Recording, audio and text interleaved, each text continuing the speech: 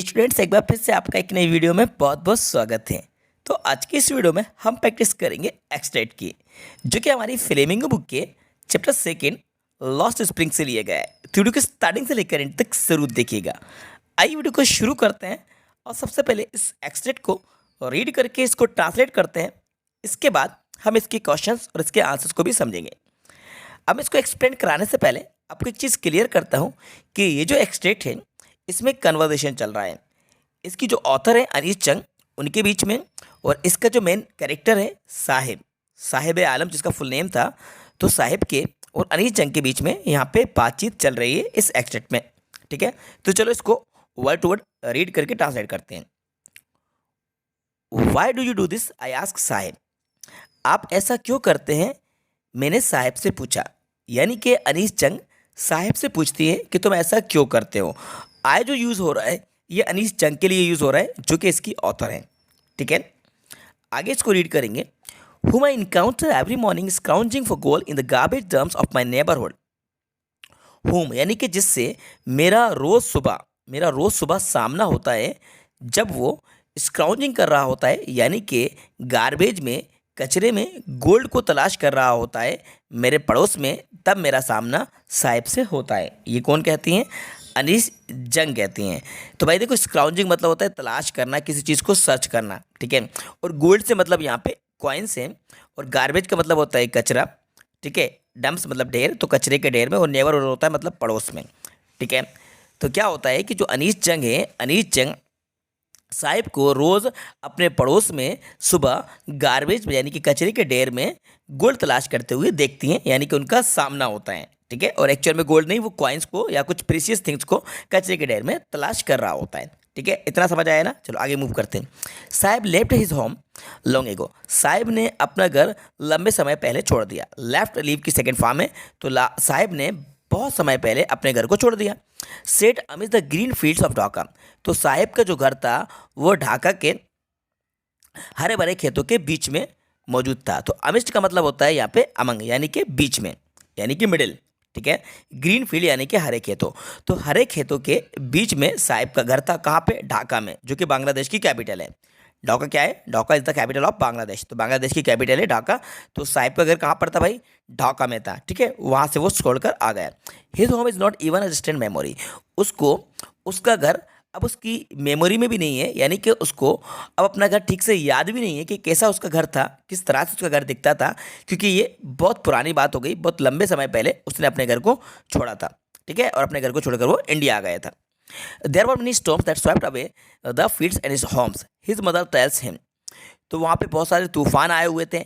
उन तूफानों की वजह से उनके घर और उनके जो खेत थे वो सब बर्बाद हो गए थे, तबाह और बर्बाद हो गए थे। इसी वजह से वो वहाँ से यहाँ आ गए।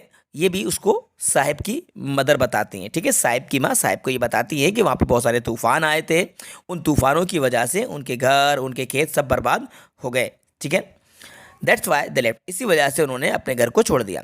Looking for gold in the big city where he now live. और गोल्ड की तलाश में, यानी कि रोजी रोटी की तलाश में, अब वो एक बड़े शहर में आ गए, यानी कि वो दिल्ली आ गए। यहाँ पे मेंशन नहीं है, लेकिन मैं आपको बताता हूँ कि दिल्ली के सीमापुरी में साहिब रहता है। तो ये दिल्ली के सीमापुरी में यहाँ पे आके रहने लगे। साहिब ही नहीं, इस तरह के कई और लोग हैं जो डिफरेंट डिफरेंट प्लेस से आकर वहाँ पे सेटल हो गए। अब देखिए क्या होता है। I have nothing else to do. अब साहिब का आंसर सुनिए। मेरे पास करने के लिए कुछ भी नहीं है।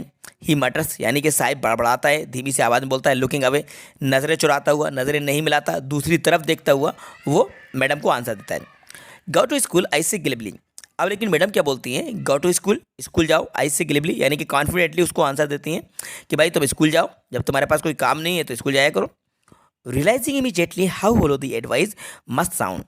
बाद में उनको इस चीज़ का एहसास होता है कि कैसी खोखली सलाह मैंने उसको दे दी है, जिसको पूरा होना साहिब के लिए बहुत ही मुश्किल है। क्योंकि भाई साहिब के पास अगर पैसे होते तो इस तरह से वो दर दर की ठोकरी नहीं खा रहा होता और वो कचरा नहीं बीन रहा होता।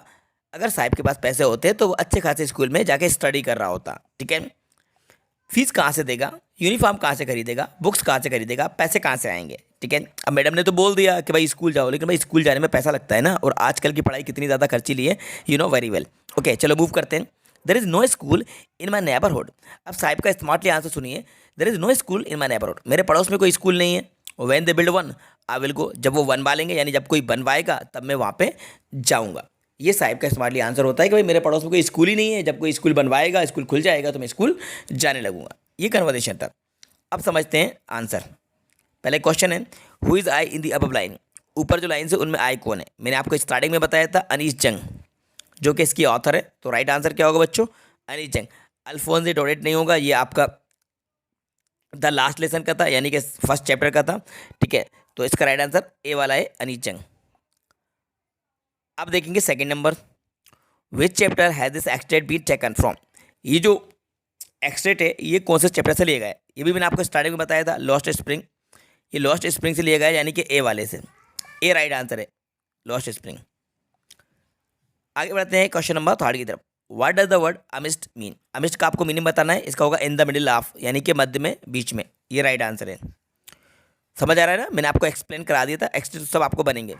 फोर्थ नंबर का है why does the word glibly mean, glibly का मतलब होता है कॉन्फिडेंटली, यानी कि कॉन्फिडेंटली उन्होंने बोला था कि गो टू स्कूल। इसका राइट आंसर सी होगा। तो ये हमारा एक्सटेट था जो कि काफ़ी ज़्यादा इंपॉर्टेंट था। अगर आपके एग्जाम में ये एक्सटेट आता है तो आपसे बन जाएगा, इस चीज़ की गारंटी मैं आपको देता हूँ, ठीक है, क्योंकि आपने इसको अच्छे तरीके से समझ लिया होगा। इसी तरह से और भी एक्सटेट मैं आपको एक्सप्लेन कराता रहूँगा। बस आप हमारी वीडियोज़ को देखते रहिए, प्रैक्टिस करते रहिए।